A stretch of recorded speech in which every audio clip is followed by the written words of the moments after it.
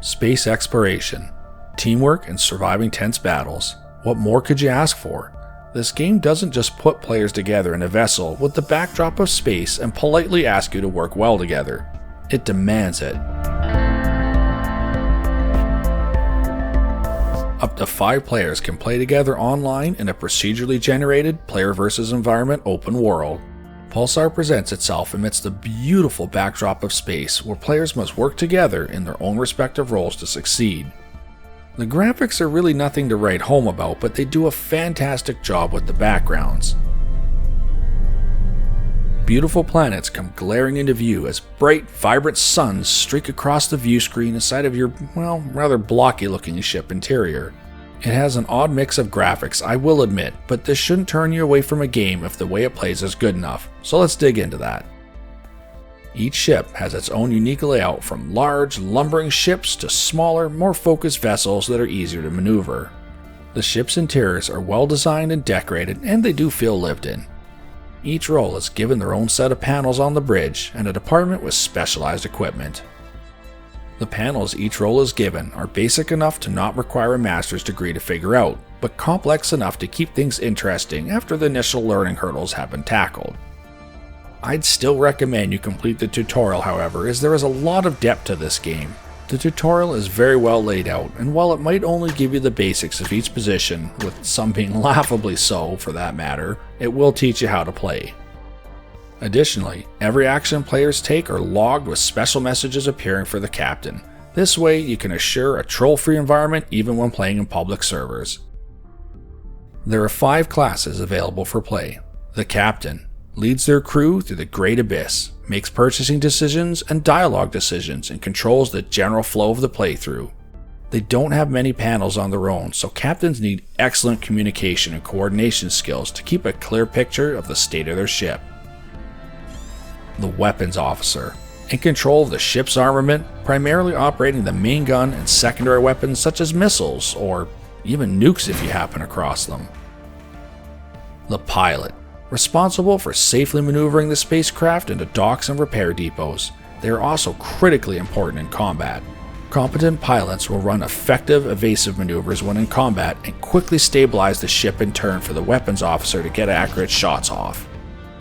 The scientist, one of the more complex roles on the ship, manages the shields, scanning down sectors, planets, and other vessels. Provides in-depth knowledge of other vessels' inner workings, as well as transmitting and defending from cyber attacks.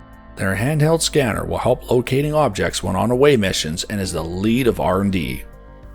Lastly, but most certainly not the least, is the engineer. Another complex position who is responsible for the ship's reactor and its distribution of power. They'll engage the jump drive, distribute power to the systems that need it the most, manage subsystems, and loading fuel cells to recharge the scientists' cyber warfare programs. Talented engineers can choose to disable the ship's safeties to push the reactor hard and fast while managing temperature with coolant. Push it a little too hard, however, well, there are risks. I think you can see why this game demands such effective teamwork. If one person isn't pulling their weight, their entire crew suffers. It takes some time to figure things out, but there is nothing more gratifying in my books than overcoming challenging enemies as a cohesive unit. You can even supplement missing players with AI and can set their priorities. As the playthrough progresses, your characters will level up, allowing you to assign skill points to various class-specific perks, making you more effective. There are 4 factions players can choose from, and these do impact the feel of the playthrough and even the gameplay.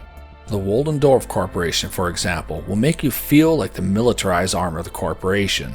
You're treated like a resource in very cold ways and will know that you're just a cog in the machine as they drop repeated missions on you back to back. The Fluffy Biscuit Company, on the other hand, yes, you heard that right, Fluffy Biscuit, roams space making money selling damn good biscuits on top of the normal gameplay. Their ships are slathered in the company's pink theme, and the biscuits are laughably locked away inside of a safe.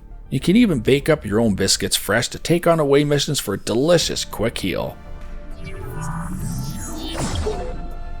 I love it when developers add this kind of humor to a game, and honestly, the Fluffy Biscuit Company is just fun to play after you've had the game for a while.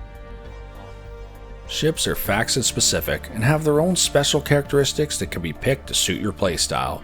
Play it slow and quiet with a stealthy ship, or loud and proud with a tanky, offensive-focused ship.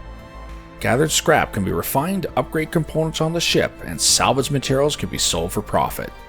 You can then use this profit to buy completely new and better components for your ship, like better armament, reactors, etc. This is just another part of the upgradability featured in this game that keeps it so addicting. All of this is used to explore the galaxy at your own pace, follow missions or side quests, interact with other ships in space, establish your reputation in the vast universe, work towards completing the main quest line, or battle it out with the deadly infected. The storyline is fantastic, with great depth and plenty of gameplay along the way. You'll learn a lot about the universe as you make your way through it and unlock its secrets, and edge ever closer to finding the Lost Colony. This game isn't without its clunkiness, however, and you'll notice this mainly on away missions through the more traditional first-person combat it offers. For starters, the AI that you fight are twitchy and far too damn good of a shot, as they just can't seem to miss one. They charge you fearlessly and run circles around you at high speed, making them difficult to hit. Secondly, the ones that work for you on your ship are also really bad. They will fill the void, but not very well, and could do with some polish to make them more useful. Deep gameplay and story. The sheer amount of depth to this game is on par with bigger RPG titles and will keep you hooked and hunting for more action. The stories are mystifying and the gameplay is satisfying. Team focused. I love games that require several players to crew a piece of equipment. The fact that this is backdropped in space was enough for me, but it's the intricacies and depth of each position that really makes this game shine. Variety and upgradability. Customize and upgrade everything from your weapons to the reactor on the ship. Multiple classes, multiple ships, multiple missions, multiple perks, and so much more. There are a few issues worth mentioning as well. Weak off-ship combat. The away missions are amazing and good fun as you explore various planets, stations, and facilities. The clunky, hostile AI honestly feels like a wrench thrown into the mix here, however. It doesn't ruin it, but it does drag these experiences down and will bring you back several generations to days of lackluster AI. Basic graphics. There is this weird mix of beautiful graphics when you look out the view screen and then basic and simple interiors. I will say, these have been beefed up over the years, and this one is very much a minor con. No, it doesn't compete with AAA games graphically, but I've seen several AAA titles with beautiful graphics that won't hold a candle to this game's playability. If you made it this far, I'm pretty sure you know by now that I really enjoyed this game. I've sunk countless hours of my life into this game and enjoyed almost every single moment of it. I rate this one a solid 8.5 out of 10, excellent, and most certainly receives the Stealth Fox recommended buy. This game is really a diamond in the rough, and while it does have its pitfalls, I feel like the team-focused gameplay and the sheer depth of the content shines over these issues. Let me know in the comments below what you think of this one and join in on the discussion. If you enjoyed this video, please consider hitting those like and subscribe buttons and make sure that alerting bell is on. That way, you'll always be alerted for future game reviews and content features. I'm trying to make the channel into an informative resource for gamers, and I'd love to have you along. Thanks for watching, everyone. Stay safe out there, and we'll see you on the far side of the moon.